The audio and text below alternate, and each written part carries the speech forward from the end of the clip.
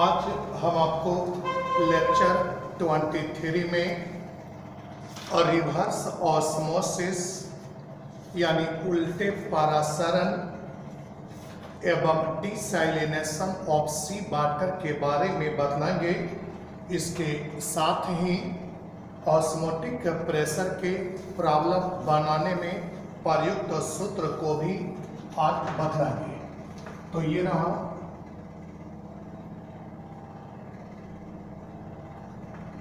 Lecture 23 और topic जो बताएंगे आज वो ये रहा topic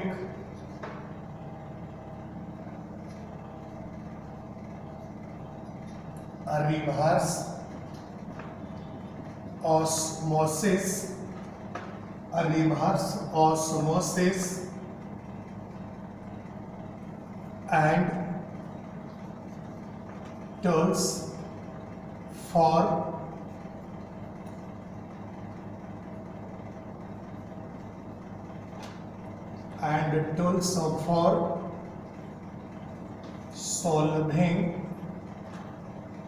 and tools for solving problems based on osmotic pressure। Problem based on osmotic pressure, ये हेडिंग रह गया। यानी लेक्चर 23 में आज जो हम आपको बतलाएंगे वो ये होगा reverse osmosis and tools for solving problems based on osmotic pressure. यानी हिंदी हो गया विपरीत परासरण। विपरीत मतलब उल्टा, इसका हिंदी हो गया विपरीत परासरण एवं परासरण दाब पर आधारित विपरीत परासरण एवं परासरण दाब पर आधारित न्यूमेरिकल को एवं परासरण दाब पर आधारित न्यूमेरिकल को बनाने में प्रयुक्त सूत्र।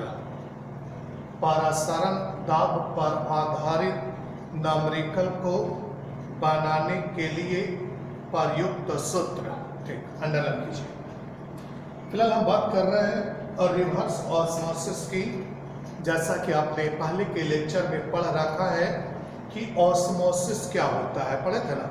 ऑस्मोसिस में यही ना पढ़े थे जी कि ऑस्मोसिस एक वैसी प्रक्रिया है जिनमें घोलक के अणु है ना, जिनमें घोलक के अणु शुद्ध घोलक के तरफ से घोल के तरफ अर्ध परागम झिल्ली द्वारा गमन करते हैं।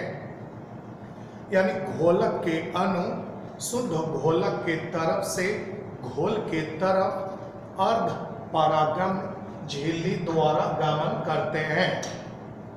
तो ये उल्टा परासरण का मतलब ये होगा कि घोलक से घोल की ओर नहीं बल्कि घोल से घोलक की ओर गमन करेंगे। तो सबसे पहले इसी के लिए रहा, यानी ये रहा रिवर्स ऑस्मोसिस। रिवर्स ऑस्मोसिस ये रहा VVI एग्जाम से मतलब है ये। रिवर्स ऑस्मोसिस हिंदी हो गया उल्टे परासरण या विपरीत परासरण। उल्टे परासरण या विपरीत परासरण इसमें स्टेटमेंट रहा। यानी इसमें यही कहेंगे कि परासरण की प्रक्रिया में घोल पर परासरण दाब से अधिक दाब डालने पर इनसे घोलक के अणु हटकर शुद्ध घोलक के तरफ अर्ध परागम झिल्ली द्वारा गमन करने लगते हैं, यही पराक्रिया उल्टे परासरण कहलाते हैं। यानी रिवर्स ऑस्मोसिस में यही कहेंगे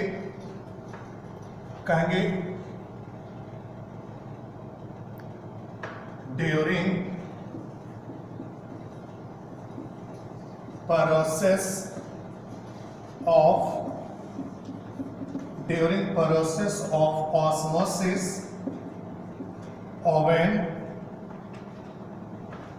process of osmosis,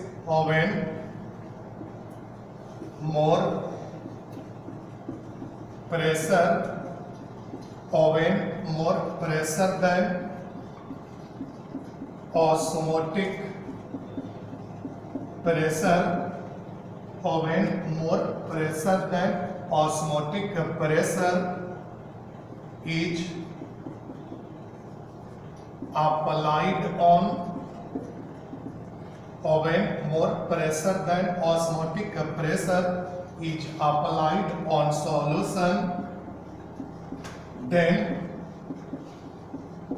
solvent molecules are started to follow from, then solvent molecule are start to move, यानी follow from solution side to pure solvent side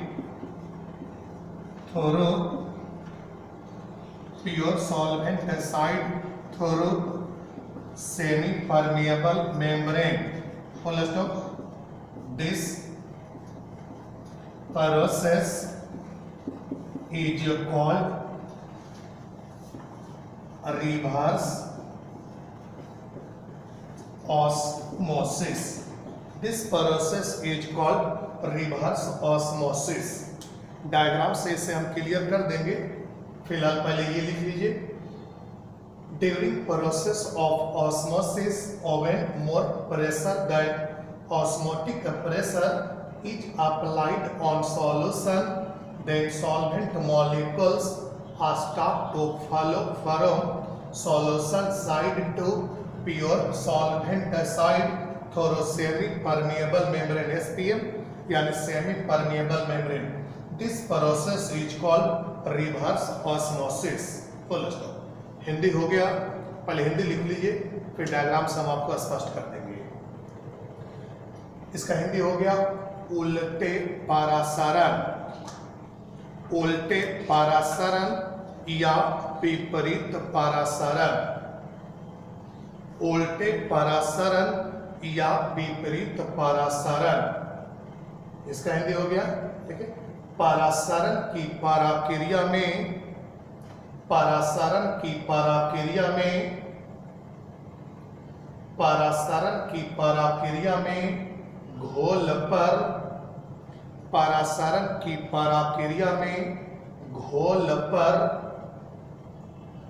परासरण की पराक्रिया में घोल पर परासरण दाब से अधिक, परासरण की पराक्रिया में घोल पर परासरण दाब से अधिक दाब डालने पर, परासरण दाब से अधिक दाब डालने पर घोलक के अणु, परासरण दाब से अधिक दाब डालने पर घोलक के अणु, घोलक के अणु घोल के तरफ से, घोल के तरफ से शुद्ध घोलक के तरफ, घोल के तरफ से शुद्ध घोलक के तरफ अर्ध परागम्य झिल्ली द्वारा, अर्ध परागम्य झिल्ली द्वारा गमन, अर्ध परागम्य झिल्ली द्वारा गमन करते हैं, अर्ध परागम्य झिल्ली द्वारा गमन करते हैं। Full stop. इस पराक्रम को ही उल्टा परासरण कहा जाता है। इस पराक्रम को ही उल्टा परासरण कहा जाता है, फुल स्टॉप, ब्रैकेट बंद। बाकी डायग्राम से हम इसे स्पष्ट कर देते। क्या कहा मैंने? फिलहाल यही कहा कि परासरण की पराक्रिया में घोल पर, सॉल्यूशन पर परासरण दाब से अधिक दाब आप लगाएंगे तो आप ये पाएंगे कि घोलक के अणु इस घोल से हटकर, इस घोल से निकलकर शुद्ध घोलक के तरफ अर्ध परागम झिल्ली द्वारा गमन करने लगते हैं। यही पराक्रिया उल्टे परासरण कहे जाते हैं। परासरण में आपने यही न पढ़ा था कि परासरण की पराक्रिया में घोलक के अणु शुद्ध घोलक के तरफ से घोल के तरफ अर्ध परागम झिल्ली द्वारा गमन करते हैं। और उल्टा परासरण में क्या ना कि घोल पर जब परासरण दाब से अधिक दाब डालिएगा तो घोल में मौजूद घोलक के अणु घोल से हटकर शुद्ध घोलक के तरफ एसपीएम के द्वारा गमन करने लगेंगे। यही पराक्रिया उल्टे परासरण के नाम से जाने जाएंगे। ये रहा डायग्राम, इस तरीके से बना लेंगे। वही और क्या जो परासरण में आप बनाए थे, चपटी पेंदी वाले एक परख नली का आप प्रयोग करेंगे।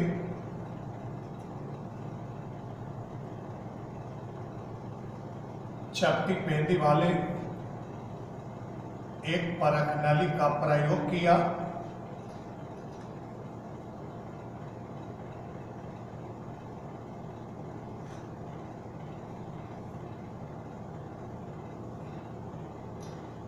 यही बात हो, पहले दूसरे टाइप का बनाया था लेकिन वही चपटा पेंदी तो हुआ ही।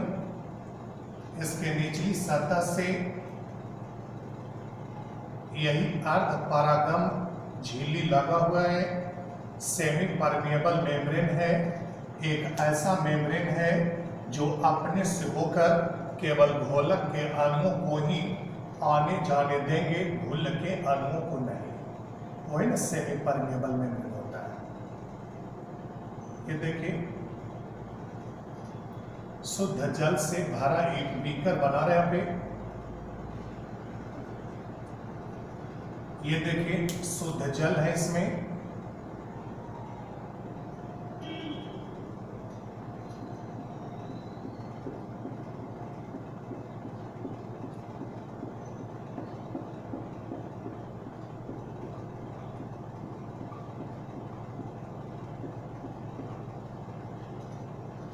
और इसमें देखिए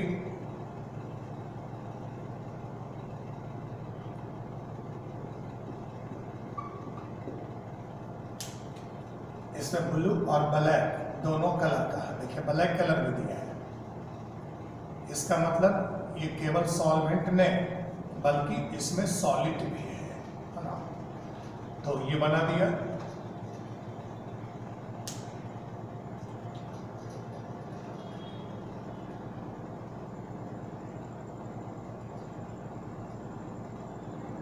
एक पिस्टन लगा देते हैं यहाँ पे।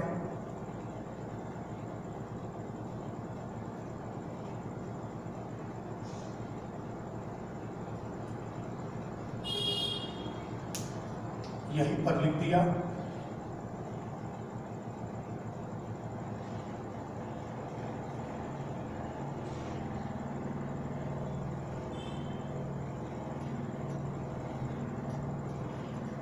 आप line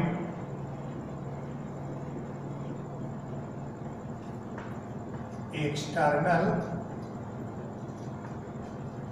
applied external pressure, applied external pressure more than osmotic pressure, applied external pressure more than osmotic pressure. ये है इन्वर्टेड थेसेटल फनल, ये है सॉल्यूशन, और ये है pure water that is solvent, ये है बीकर, और ये है सेमी परमिएबल मेम्ब्रेन, और यही ये घोलक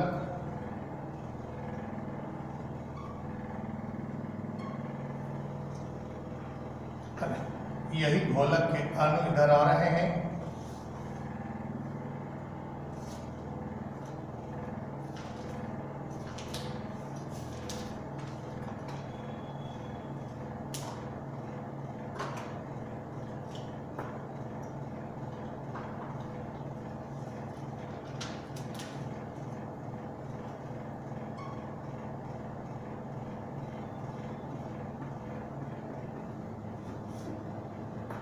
ये लिखा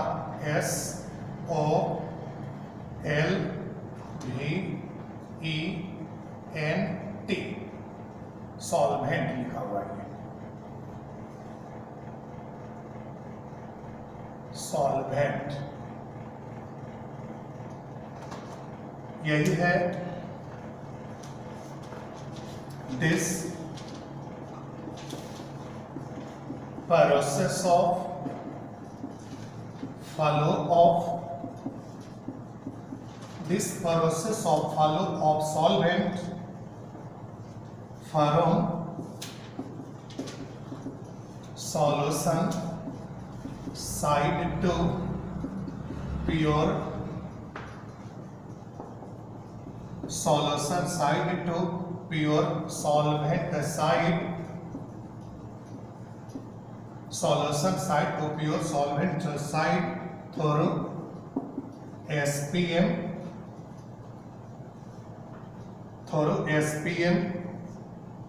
in, या अपना क्या लिखेगा, this process of flow of solvent from solution side to pure solvent side through SPM is called reverse osmosis. देखिए बोर्ड पे ध्यान से कि निश्चित रूप से समझ में आएगा। हमने कहा कि आपने चपटी पेंदी वाले एक परख नली का प्रयोग किया जिनके निचली सतह से अर्ध परागम झिल्ली लगे हुए थे, और यानी इस परख नली में यानी विलयन भर दिए, सॉल्यूशन भर दिए, और इसे एक बीकर में डाल दिए। उस बीकर में शुद्ध घोलक भरा हुआ था। अब इस समय क्या करना है, इस सॉल्यूशन पर परासरण दाब से अधिक दाब जब डाले तो आपने देखा कि घोलक के अणु घोल के तरफ से हटकर निकलकर शुद्ध घोलक के तरफ गमन करने लगे हैं। यही प्रक्रिया उल्टे परासरण के नाम से जाने जाते हैं। ये जो है यही है पिस्टन, ये पिस्टन है। ध्यान से क्या समझ में आएगा निश्चित रूप से। आप परासरण में क्या पढ़े थे कि परासरण की प्रक्रिया में घोलक के अणु शुद्ध घोलक के तरफ से घोल के तरफ अर्ध परागम झिल्ली द्वारा गमन करते हैं। यही ना पढ़ते हैं कि परासरण एक वैसी प्रक्रिया है जिनमें घोलक के अणु शुद्ध घोलक के तरफ से घोल के तरफ अर्ध परागम झिल्ली द्वारा गमन करते हैं। तो आपको लग रहा होगा कि सर यहाँ भी तो घोलक के तरफ से घोल के तरफ गमन करना चाहिए। बिल्कुल गमन करना चाहिए, लेकिन मैंने इस समय घोल पर बाहर से कुछ दाब डाल दिया है ना। जो दाब था वो यानी इस विलयन द्वारा इस चपटी पेंदी वाले परख नली पर उत्पन्न दाब से ज्यादा था। तो मैंने क्या किया, इस चपटी पेंदी वाले परख नली पर बाहर से कुछ दाब डाला, इतना दाब डाला कि इस सॉल्यूशन में मौजूद घोलक के अणु इस सॉल्यूशन से हटकर शुद्ध घोलक के तरफ इस सेमी परमेबल मेम्ब्रेन द्वारा गमन करने लगे। तो यही प्रक्रिया यानी घोल के तरफ से शुद्ध घोलक के तरफ गमन करने की यही प्रक्रिया उल्टे परासरण कहे जाते हैं। ठीक, तो मतलब परासरण का उल्टा हो गया। अरे परासरण में आप पढ़े थे ना जी कि परासरण की प्रक्रिया में घोलक के अणु शुद्ध घोलक के तरफ से घोल के तरफ अर्धपरागम झिल्ली द्वारा गमन करते हैं। ठीक, और यहाँ पर मैंने क्या किया कि घोल पर ये जो घोल है इस पर बाहर से उतना दाब डाला जितना दाब इस घोल द्वारा इस परख नली के दीवार पर उत्पन्न किया गया था, उससे ज्यादा बाहर से मैंने दाब डाला। तो आपने देखा कि घोलक के अणु इस घोल से निकलकर शुद्ध घोलक के तरफ एसपीएम द्वारा गमन करने लगे। यही प्रक्रिया उल्टे परासरण के नाम से जाने जाते हैं। ठीक, तो ये डेटिज करके वो डिफिनेशन करके और ये डायग्राम बना। हालांकि एग्जाम में केवल डिफाइन कहेगा तो डिफाइन करना है। अगर आपको लगता है कि डिफाइन हम नहीं लिखेंगे तो ये डायग्राम बना करके ये डिफिनेशन कर देंगे, यानी वो डिफिनेशन केवल देंगे या ये केवल डायग्राम और इतना स्टेटमेंट कर देंगे, काम चल जाएगा। अगर आपके पास टैलेंट है और वहाँ पे समय है तो हम तो कहें डिफिनेशन भी लिखिए और ये भी बना दिए, ज़्यादा बढ़िया रहेगा।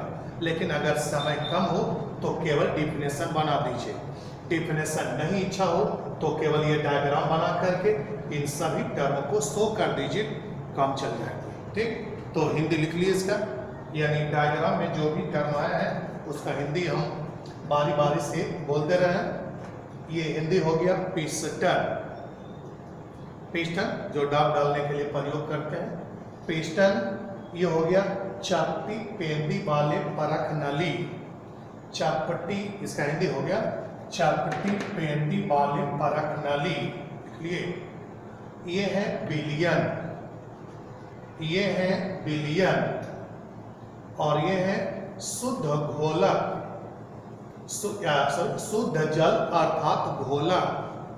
ये है शुद्ध जल अर्थात घोलक। ये है बीकर, ये है बीकर, लिख लिए।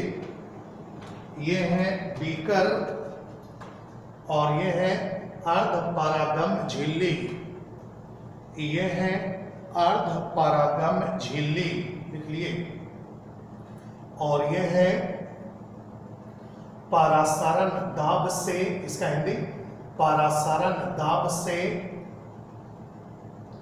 परासरण दाब से अधिक, इसका हिंदी बोलूंगा परासरण दाब से अधिक डाले गए बाहरी दाब, परासरण दाब से अधिक डाले गए बाहरी दाब, परासरण दाब से अधिक डाले गए बाहरी दाब। और ये लिखा हुआ है, ये लिखा हुआ है घोलक के अणुओं का, घोलक के अणुओं का घोल के तरफ से, घोलक के अणुओं का घोल के तरफ से, घोलक के अणुओं का घोल के तरफ से शुद्ध घोलक के तरफ, घोलक के अणुओं का घोल के तरफ से शुद्ध घोलक के तरफ, घोलक के अणुओं का घोल के तरफ से शुद्ध घोलक के तरफ अर्धपरागम झिल्ली द्वारा, अर्धपरागम झिल्ली द्वारा गमन करने की यही प्रक्रिया घोलक के अणु का घोल के तरफ से शुद्ध घोलक के तरफ अर्ध परागम झिल्ली द्वारा गमन करने की यही पराक्रिया उल्टे परासरण कहलाते हैं। घोलक के अणु का घोल के तरफ से शुद्ध घोलक के तरफ अर्ध परागम झिल्ली द्वारा गमन करने की यही पराक्रिया उल्टे परासरण कहलाते हैं। फुल स्टॉप ब्रैकेट में लिख लिया ना, बस हो गया और क्या। अरे परासरण का उल्टा था, परासरण की पराक्रिया में घोलक के अणु शुद्ध घोलक के तरफ से घोल में जा रहे थे और उल्टे परासरण में क्या किए कि घोल पर जब बाहर से दाब डालें तो घोल में मौजूद घोलक के अणु घोल के तरफ से शुद्ध घोलक के तरफ एसपीएम द्वारा गमन करने लगा। यही पराक्रिया उल्टे परासरण के नाम से जाने जाते हैं। बस ये समाप्त हो गया। एग्जाम से मतलब था डिफाइन रिवर्स ऑस्मोसिस। मैंने बता दिया है कि केवल आप परिभाषा लिखिए या केवल ये डायग्राम बनाइए या दोनों बना सकते हैं। जिस तरीके से आप कंफर्टेबल हो उस तरीके से एग्जाम में आपको बनाना है। तो इस प्रकार से ये रिवर्स ऑस्मोसिस टॉपिक समाप्त हो गए। अब इसी में बात कर रहे हैं रिवर्स ऑस्मोसिस का क्या प्रयोग है, एक डायग्राम से हम आपको बता देते हैं। फिलहाल ये हेडिंग कर दिए, कहेंगे यानी example of reverse osmosis process.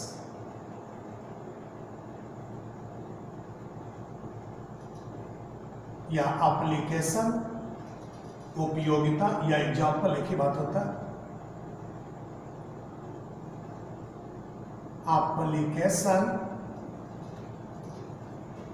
application of a reverse osmosis process। application of reverse osmosis process Hindi हो गया उल्टे परासरण पराक्रम की उपयोगिता। उल्टे परासरण पराक्रम की उपयोगिता। उल्टे परासरण पराक्रम की उपयोगिता लिख लिए। ठीक, तो ऐसा ये रह गया for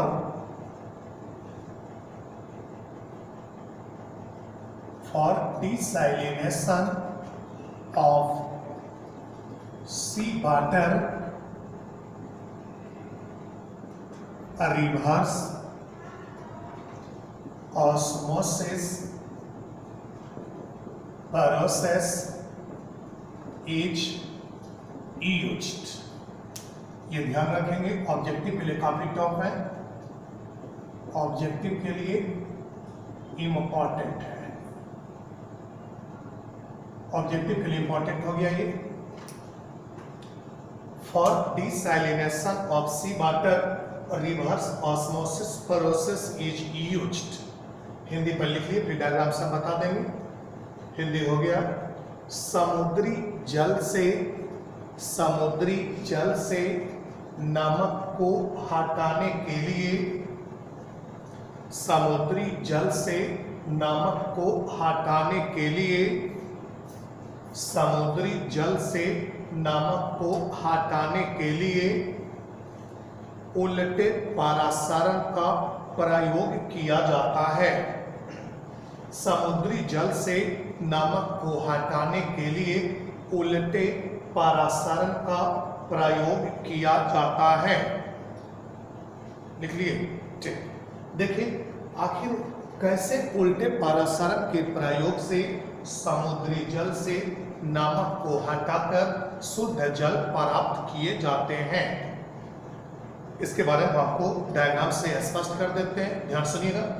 ऐसे भी आप जानते हैं ना, जैसे जो समुद्र के किनारे बसे हुए शहर हैं, जैसे मुंबई है, कोलकाता है, तो वहाँ पर क्या करते हैं, पब्लिक सप्लाई पाने के लिए वहाँ के पब्लिक को पीने का पानी उपलब्ध कराने के लिए समुद्री जल का ही शुद्धिकरण करके ना जो जल प्राप्त किया जाता है उसे वैसे शहर के घरों तक पहुंचाया जाता है।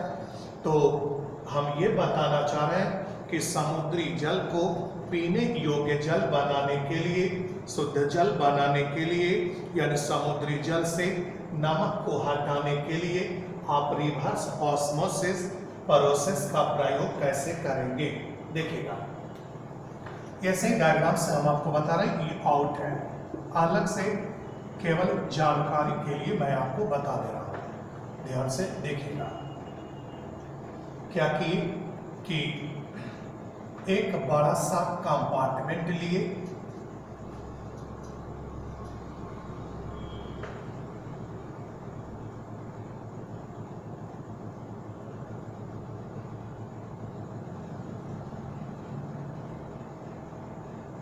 एक बड़ा सा कंपार्टमेंट का प्रयोग कर दिए,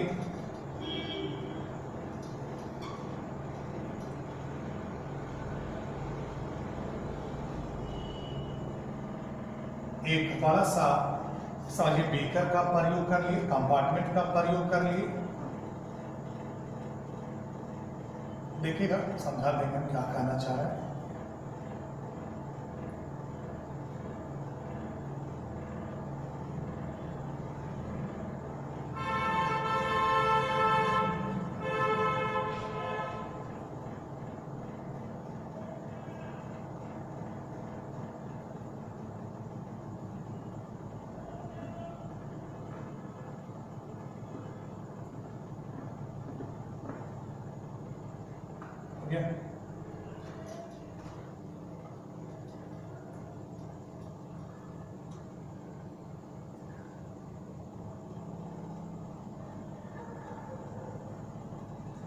एक रफ डायग्राम बना देते हैं क्या,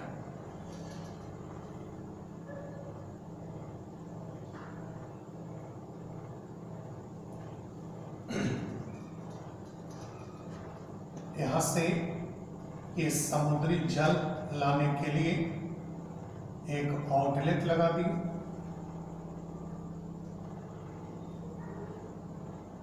सॉरी इनलेट लगा दिए, और यहां से आउटलेट।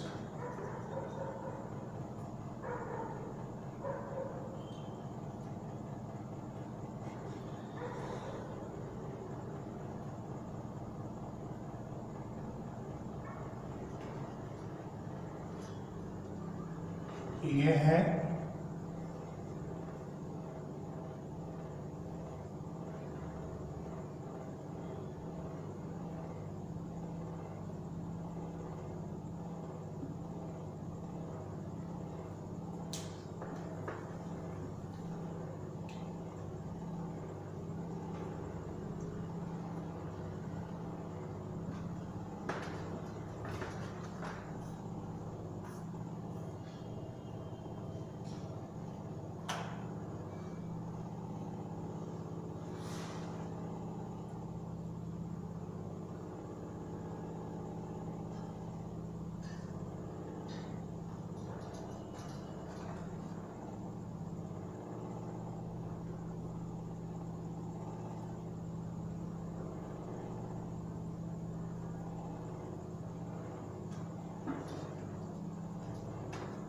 इसमें ये था semi permeable membrane, semi permeable membrane, ये है फ्रिक्शनलेस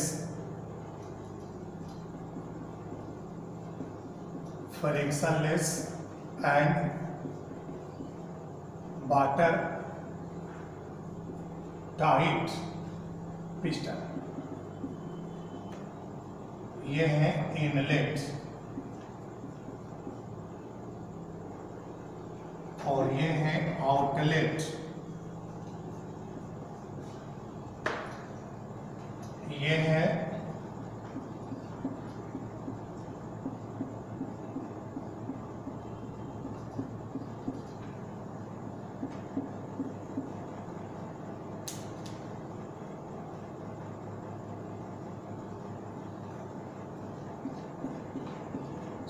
कि इसमें समुद्री जल भर रहा है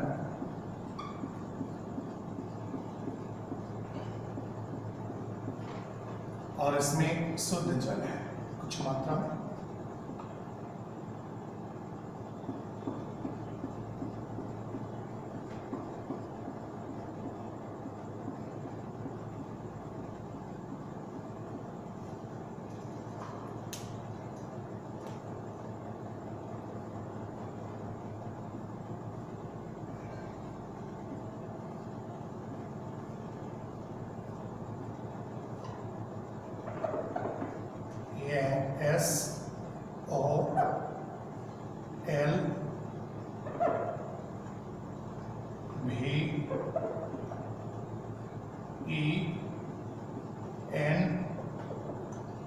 SOLVENT सॉल्वेंट, और यह है pure water,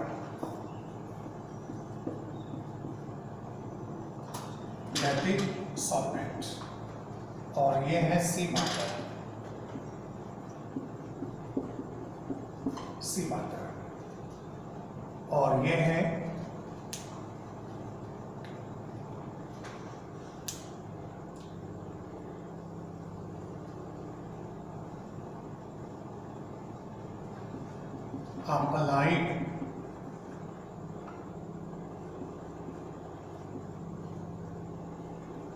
applied external pressure more than applied external pressure more than osmotic pressure, और ये हो गया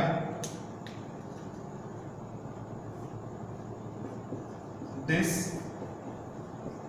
process of follow of solvent, this process of follow of solvent, this process of follow of solvent a represent a reverse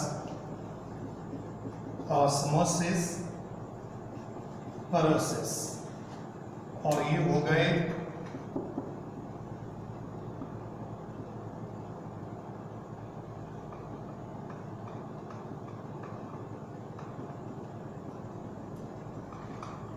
ये है pure water.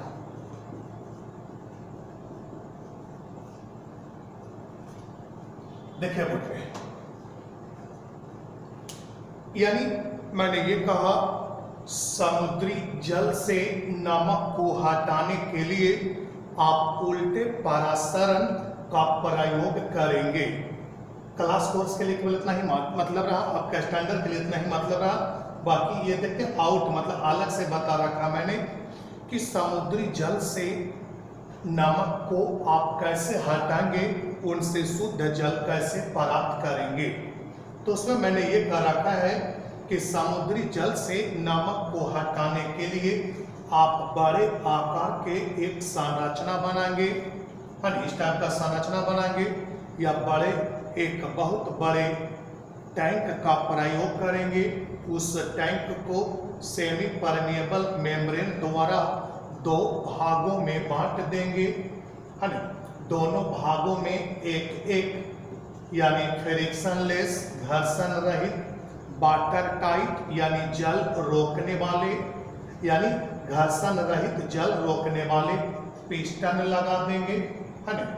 अब एक तरफ inlet लगा देंगे जिससे समुद्री जल को उस कंपार्टमेंट में भरा जाएगा, और दूसरे तरफ दूसरे कंपार्टमेंट में एक आउटलेट लगा देंगे जिनसे शुद्ध जल हटाया जाएगा। अब ये जो कंपार्टमेंट है, एक कंपार्टमेंट में शुद्ध जल भर दिए, तो यानी एक कंपार्टमेंट में समुद्री जल भर दिए और एक कंपार्टमेंट में थोड़ा बहुत जल रख दिया। जैसे यहाँ पर नल है तो यहाँ पर तो जल ही होगा। तो आप जानते हैं ना कि परासरण की प्रक्रिया में घोलक के अणु जो हैं शुद्ध घोलक के तरफ से घोल के तरफ अर्ध परागम झिल्ली द्वारा गमन करेंगे। यानी ये कंपार्टमेंट यानी जो बाईं तरफ का कंपार्टमेंट है उससे घोलक दाईं तरफ गमन करने लगेंगे परासरण की प्रक्रिया में। लेकिन मैंने कहा इस समय जो समुद्री जल वाले कंपार्टमेंट है उधर जो पिस्टन लगा हुआ है उस पर आप परासरण दाब से अधिक दाब यानी इसमें बाहर से कुछ दाब डाल देंगे, जिसके कारण जब इस समुद्री जल वाले कंपार्टमेंट पर परासरण दाब से अधिक दाब, परासरण दाब का मतलब हुआ इस समुद्री जल द्वारा इस पिस्टन पर उत्पन्न दाब से अधिक बाहर से आपने दाब डाला तो इस जो सेमी परमिएबल मेम्ब्रेन था उनसे घोलक के अणु निकलकर हटकर शुद्ध घोलक के तरफ गमन करने लगते हैं।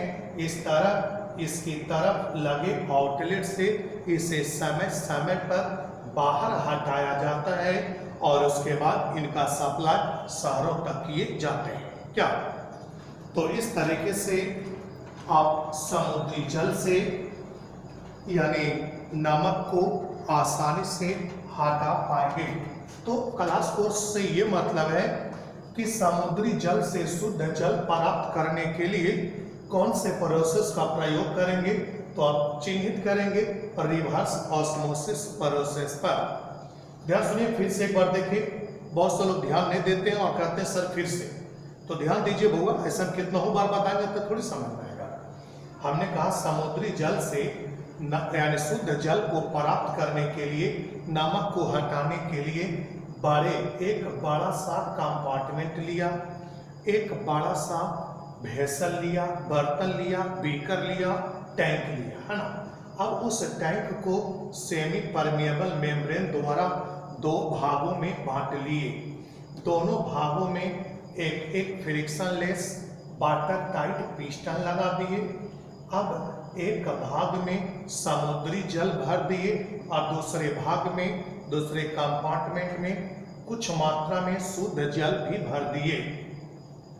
अब शुद्ध जल के तरफ वाले कंपार्टमेंट में एक आउटलेट लगा दिया और समुद्री जल वाले कंपार्टमेंट में एक इनलेट लगा दिया। अब क्या किए, समुद्री जल वाले कंपार्टमेंट के तरफ लगे पिस्टन पर बाहर से कुछ दाब डाले। ये जो दाब था इस समुद्री जल द्वारा पिस्टन पर उत्पन्न दाब से ज्यादा दाब था, तब बाहर से कुछ अतिरिक्त दाब डाले तो समुद्री जल में मौजूद घोलक के अणु यानी जल के अणु शुद्ध जल के तरफ सेमी परमिएबल मेम्ब्रेन द्वारा गमन करने लगे।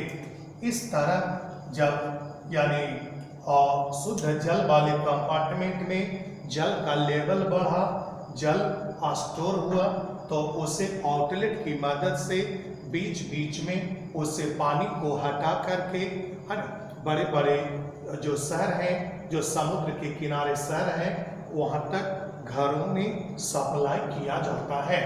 तो इस तरीके से इस डायग्राम से आप समझ सकते हैं कि समुद्री जल से नमक को हटाने के लिए आप किस प्रकार से उल्टे परासरण का प्रयोग करेंगे। ठीक, जो डायग्राम बनाएंगे जरूर बना लीजिएगा। हिंदी हम बोल देते हैं, इसका हिंदी हो गया घर्षण रहित, इसका हिंदी हो गया घर्षण रहित जल रोकने वाले पिस्टन, घर्षण रहित जल रोकने वाले पिस्टन। इसका हिंदी हो गया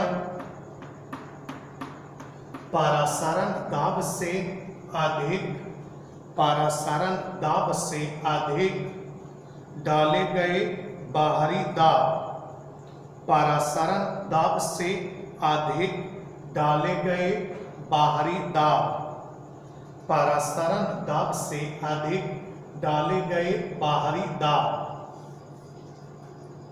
इनलेट तो इनलेट हिंदी हो गया, इनलेट का हिंदी इनलेट ही हो गया। ये हो गया समुद्री जल, ये हो गया अर्ध परागम झिल्ली, ये हो गए, ये जो ब्लैक वाला नहीं बीच में डॉट डॉट किया हुआ टूटा टूटा वही है। अर्ध परागम झिल्ली, ये तो सॉल्वेंट का सॉल्वेंट ही रहेगा। ये हो गया, लेकिन इसका हिंदी घोलक के गमन करने की यह पराक्रिया, घोलक के गमन करने की यह पराक्रिया उल्टे परासरण को सूचित करते हैं।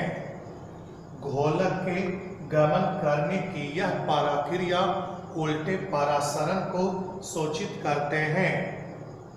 घोलक के गमन करने की यह पराक्रिया उल्टे परासरण को सूचित करते हैं। इसका हिंदी हो गया शुद्ध जल। शुद्ध जल, ये तो आउटलेट का हिंदी आउटलेट, यानी जल निष्कासित करने वाले नल, जल निष्कासित करने वाले नल। इसका हिंदी हो गया शुद्ध जल अर्थात घोलक। इसका हिंदी हो गया शुद्ध जल अर्थात घोलक। लिख लिए, ठीक। तो इस तरीके से आप ध्यान रखेंगे कि समुद्री जल से नमक को हटाने के लिए, या फिर यूं कहें समुद्री जल के शुद्धिकरण के लिए आप उल्टे परासरण पराक्रम का प्रयोग करते हैं। तो एग्जाम में क्वेश्चन ऐसे रहेगा, for desalination of sea water used process is, option number A, यानी समुद्री जल से नमक को दूर करने के लिए कौन से पराक्रम का प्रयोग किया जाता है। यानी क्वेश्चन रहा, for desalination of sea water which of the following process is used. Option number A osmosis, number B reverse osmosis, number C diffusion, number D all. तो आप चिन्हित करेंगे रिवर्स ऑस्मोसिस पर। स्पष्ट है? ओके। अब इसी में हम आगे बात कर रहे हैं, ये समाप्त हो गया ऑस्मोटिक प्रेशर। एक जनरल पॉइंट दे रहे सभी कॉलिगेटिव प्रॉपर्टी के लिए कॉमन, ये रहा।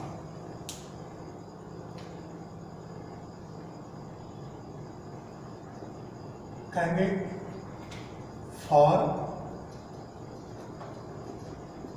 determining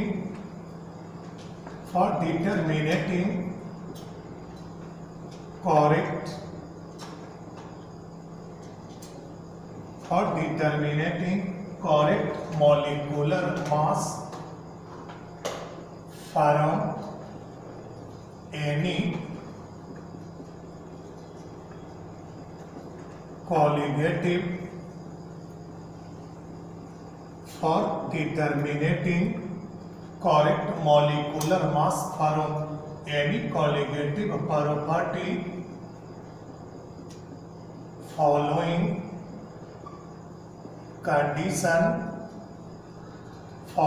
condition must be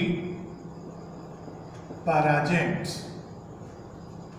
For determining correct molecular mass from any colligative property following condition must be present.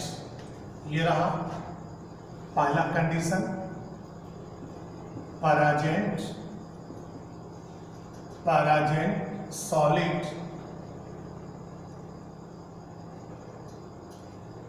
यानी for determining correct molecular mass of solid जोड़ दीजिएगा, correct molecular mass of solid कर देंगे, correct molecular mass of solid। तो ये हो जाएगा present solid must be non volatile। बात करते हैं, सब तो कई महत्वपूर्ण है, कम से कम 10 बार 20 बार तो जरूर लिखा है। दूसरा solid should not be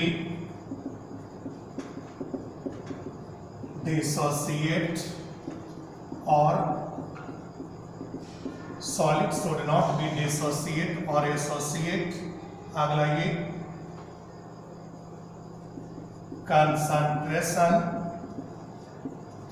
of solid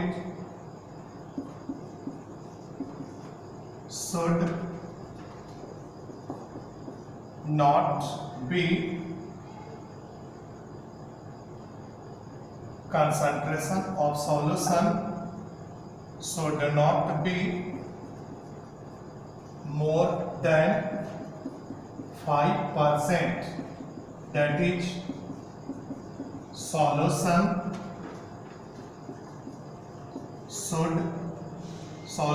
should be dilute. ये हो गया। ये तो सूर्य से पढ़ते आ रहा है, यानी मैंने ये कहा, ये हो गया केवल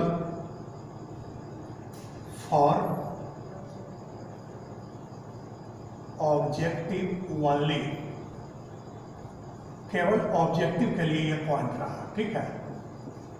फॉर ऑब्जेक्टिव ओनली, केवल न्यूमेरिकल के लिए ये टर्म, ये थ्योरी है, ये कंसेप्ट है, केवल ऑब्जेक्टिव के लिए, छोटे छोटे प्रॉब्लम के लिए। हिंदी हो गया,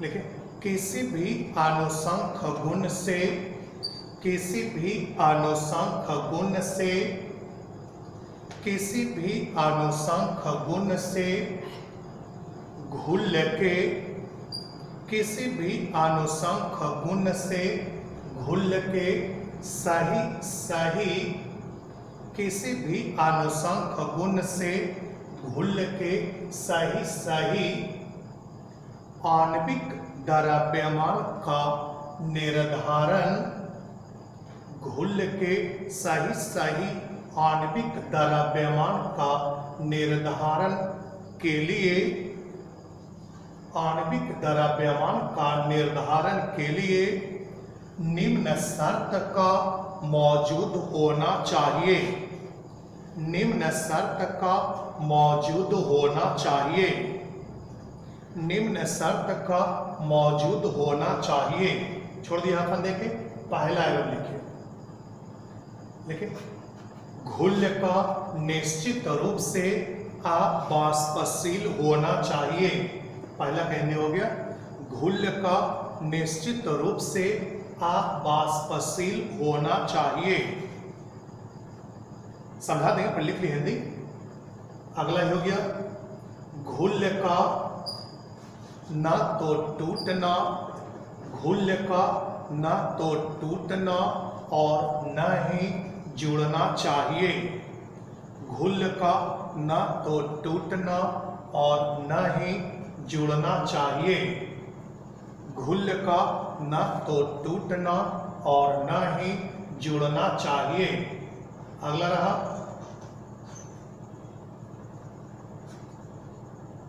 कंसंट्रेशन, ये लिखा सॉलिड लिखा है, सॉल्यूशन लिखना है,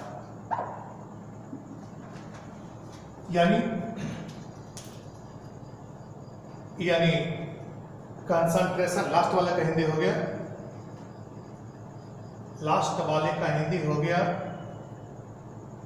घोल की सांद्रता, घोल की सांद्रता 5% से अधिक नहीं होना चाहिए, घोल की सांद्रता 5% से अधिक नहीं होना चाहिए।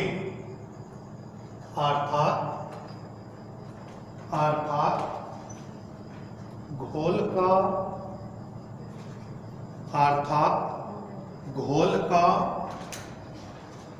तनु होना चाहिए, अर्थात घोल का तनु, जिसको पतला कहते हैं, घोल का तनु होना चाहिए, फुल ब्रैकेट पर।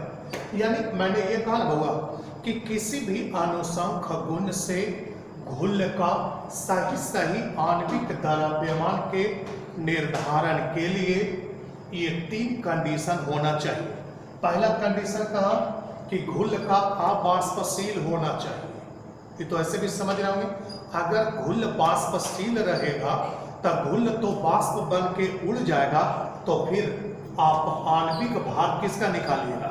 जब घुल रहबे नहीं करेगा तो आणविक भार उसका कैसे निकालिएगा? नहीं निकाल पाइएगा। इसका मतलब घुल का अबाष्पशील होना चाहिए। दूसरा कहा घुल का ना तो टूटना चाहिए और न ही जुटना चाहिए। ये समझिए, अगर घुल टूट गया तो भार तो कम जाएगा, घुल जुट गया तो भार तो बढ़ जाएगा, है ना? तो सही भार यानी प्राप्त करने के लिए घोल में ऐसा घुल का रहना जरूरी है जो ना तो टूट सके और ना ही जुट सके, तब ना भार एक्यूरेट निकलेगा। तीसरा, ये तो आप कॉलिगेटिव प्रॉपर्टी के डिफिनेशन में ही पढ़े थे कि कॉलिगेटिव प्रॉपर्टी जो है केवल डाइल्यूट सॉल्यूशन के लिए ही वैलिड होते हैं, केवल पतले विलयन के लिए ही मान्य होते हैं। तो वही कंडीशन नंबर 3 है। ठीक, बस ये समाप्त हो गया। अब प्रॉब्लम के लिए हम आपको कुछ सूत्र दे रहे हैं, कल से अब प्रॉब्लम चलेंगे इस ऑस्मोटिक प्रेशर का। ठीक है, अब ये चैप्टर समाप्त हो रहा है ना? इसके बाद खाली केवल एक पॉइंट बच जाएंगे, हेनरी का नियम, फिर चैप्टर समाप्त, ऑब्जेक्टिव करेंगे, चैप्टर क्लोज हो जाएगा। तो देखिएगा, इसके प्रॉब्लम के लिए ऑस्मोटिक प्रेशर के प्रॉब्लम के लिए हम आपको यहाँ पे फॉर्मूला दे रहे हैं।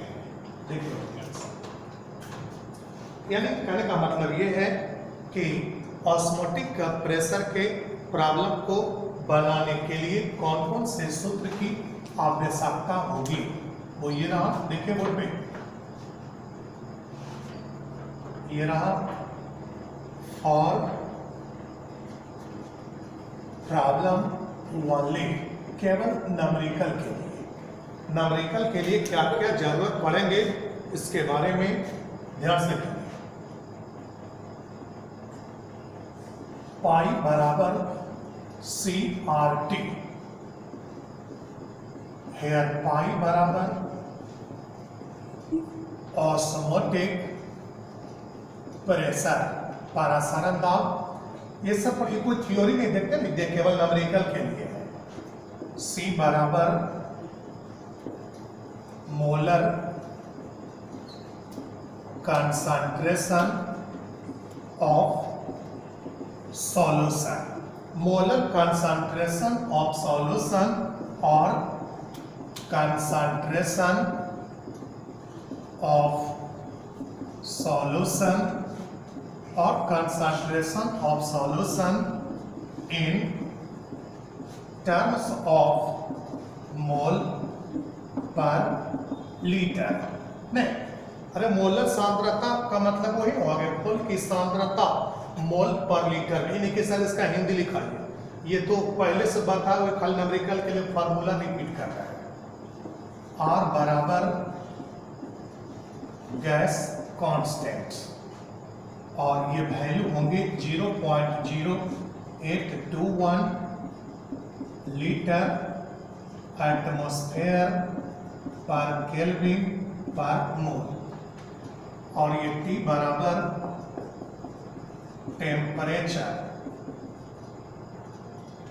Temperature on kelvin scale, kelvin पैमाने पर तापक्रम, that is degree centigrade plus 273।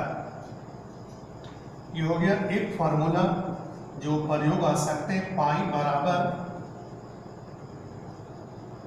NBRT बटे V। देखिए, पाई तो टैली कर गया, RT भी टैली कर गया, तो हो गया हेयर NB बराबर number of mole of solid. जैसा प्रॉब्लम रहेगा वैसा आप प्रयोग करेंगे। और V बराबर हो गया volume of solution in litre, volume of solution in litre.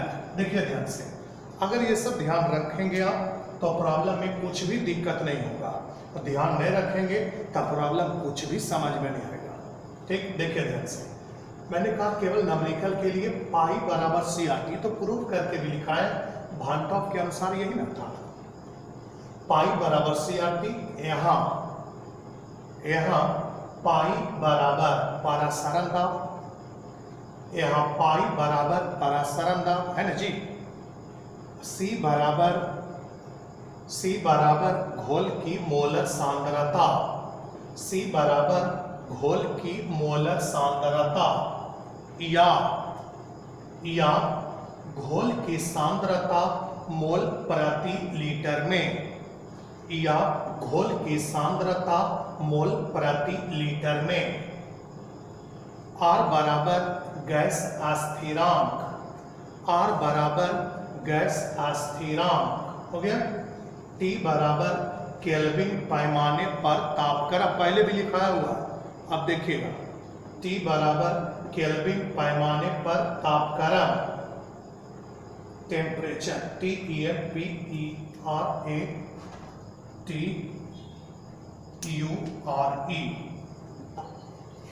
Kelvin पैमाने पर तापक्रम, that is degree centigrade plus 273।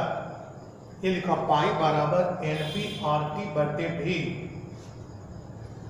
यहाँ NB बराबर घुल के मोल की संख्या, घुल के मोल की संख्या, भी बराबर घोल का आयतन लीटर में, भी बराबर घोल का आयतन लीटर में। लिख लिए ना, ये केवल न्यूमेरिकल के लिए, ये कोई थ्योरी नहीं है कि इसको रट लेना है। हाँ, ये न्यूमेरिकल बनाने में काम आएंगे। जब आप न्यूमेरिकल बनाएंगे तो ये सभी फॉर्मूले का उसमें प्रयोग आएगा, और फिर न्यूमेरिकल बनाते यानी एक दो को बनाएंगे तो प्रैक्टिस हो जाएगा कि कौन सा टर्म क्या है। और बाकी थ्योरी में तो ये पहले ही साबित किया हुआ है कि ये सब फार्मूला कैसे डिटरमाइंड हुए थे, कौन से वैज्ञानिक द्वारा डिटरमाइंड किए गए थे। अगला एक फार्मूला तो प्रॉब्लम पर निर्भर करता है, कैसे प्रॉब्लम दे रहा है वैसे फार्मूला पुट करेंगे।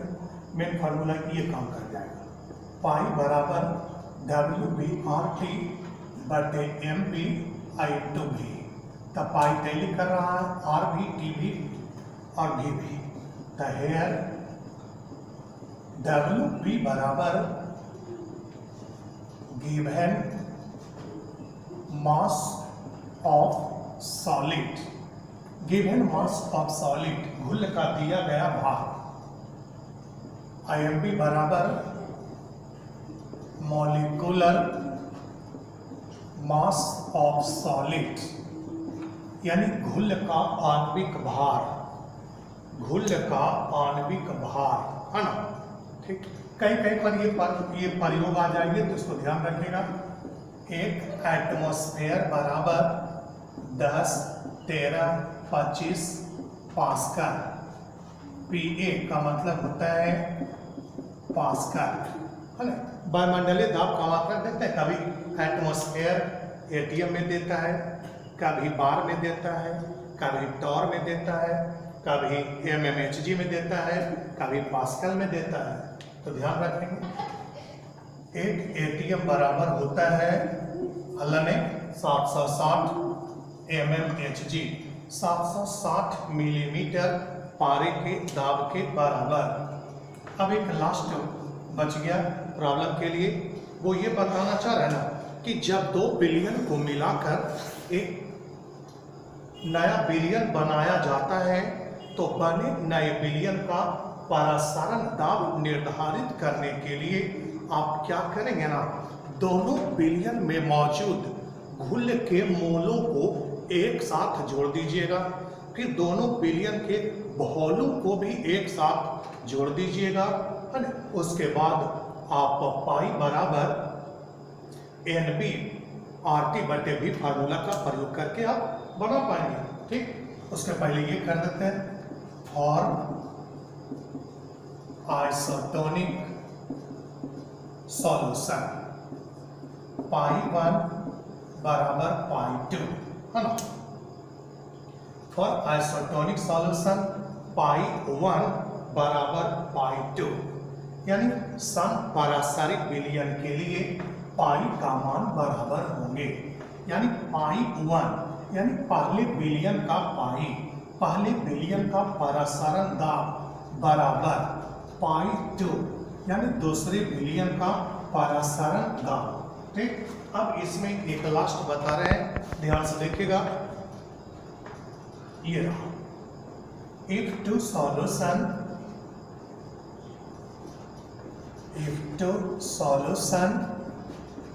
mix with each other, if two solution mix with each other and form a new solution, if two solutions mix with each other and form a new solution, then for calculating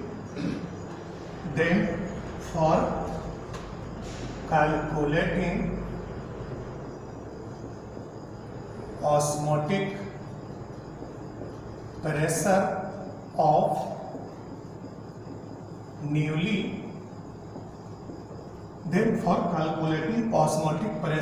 newly formed solution, हल्का सा first of all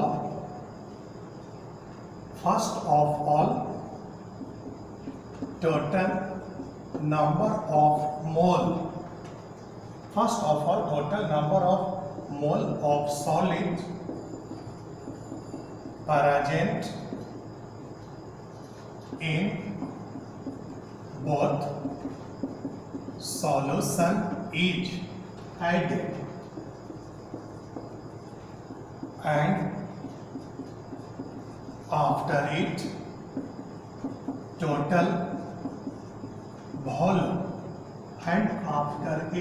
total volume of both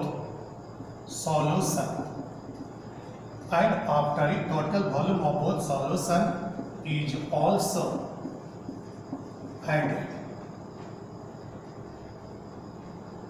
Total volume of both solution is also added. Lastly, use formula पाई बराबर NV/T बटे V and get osmotic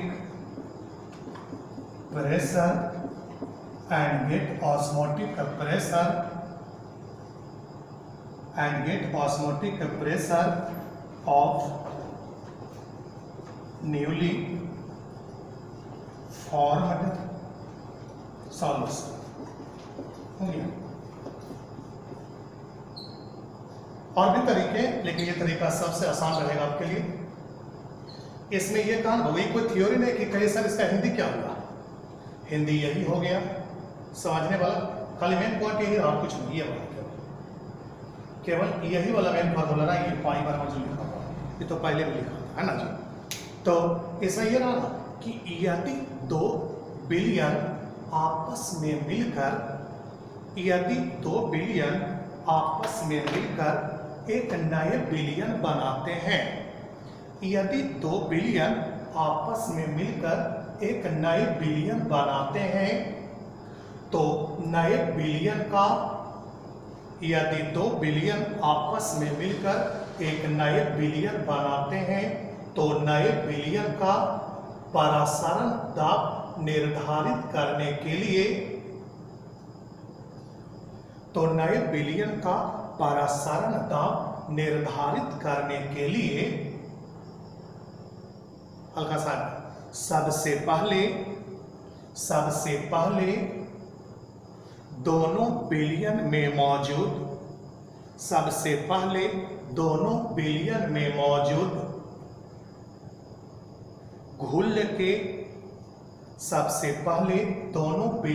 मौजूद घुल के कुल मोलों की संख्या को जोड़ देते हैं।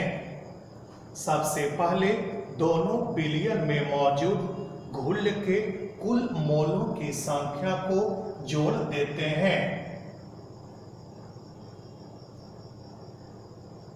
एवं इसके बाद दोनों बिलियन के कुल आयतन को भी जोड़ देते हैं।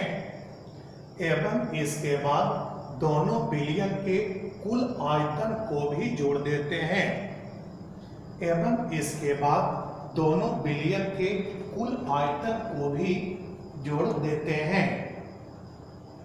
एवं इसके बाद दोनों बिलियन के कुल आयतन को भी जोड़ देते हैं। Full stop. पराशंस।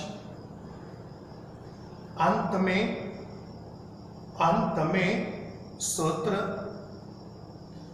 में सूत्र हाफन देके छोड़िए। पाई बराबर NB RT बटे V लिखे। पाई बराबर NB RT बटे V का प्रयोग करके, नीचे से का प्रयोग करके हम बने नए बिलियन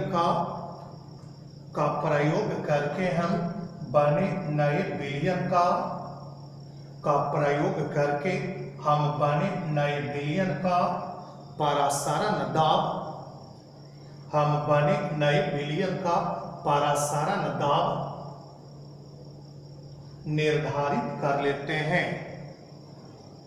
परासारण दाब निर्धारित कर लेते हैं। Full stop. ब्रैकेट बंद। लिख लिए ना। अरे 2 बिलियन को मिला करके नया बिलियन बनाए हैं, तो दोनों बिलियन में मौजूद घुल के मोलों को एक जगह जोड़ लीजिएगा। दोनों बिलियन के वॉल्यूम को एक जगह जोड़ लीजिएगा, फिर ये फार्मूला लगा दीजिएगा। हो गया आंसर, और क्या है ना। तो बस ये समाप्त हो गया ऑस्मोटिक प्रेशर की टोटल थ्योरी, इसके न्यूमेरिकल बनाने में प्रयुक्त सूत्र। अब इसके बाद प्रॉब्लम चलेंगे जो कि आपको डायरेक्ट लाइव देखना होगा, वो यूट्यूब पर पेस्ट नहीं होंगे। बस इतना ही, किया लेते हैं।